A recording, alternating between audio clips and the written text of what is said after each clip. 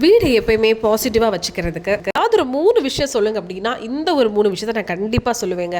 எது இருக்கோ இல்லையோ இந்த 3 பொருளும் உங்கள் வீட்டில் நிச்சயமாக இருக்கணும். முதல் பொருள் என்ன அப்படின்னா வெட்டி வேர். இந்த வெட்டி வேரால் விநாயகரையும் நீங்கள் வாங்கி வச்சுக்கலாம். ஸோ நான் வந்து வீட்டுக்குள்ளே ஹாலில் வந்து வெட்டி வேர் விநாயகரை வைக்க போகிறேன்.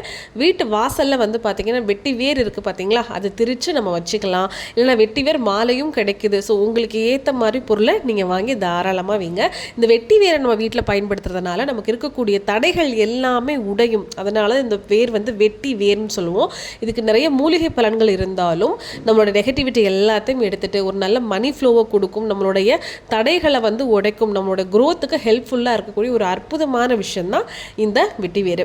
ரெண்டாவது முக்கியமான விஷயம்தான் வந்து தர்பை. இந்த தர்பை வந்து நமக்கு அவ்வளோ ஒரு ப்ரொடெக்ஷனை கொடுக்கும், ஒரு நெகட்டிவ் எனர்ஜி வந்து நம்மளை ஒரு தள்ளியே வைக்கும் அப்படின்னு சொல்லலாம். ஒரு துஷ்ட விஷயத்துலேருந்து நம்ம வண்டாமல் பார்த்துக்கும்.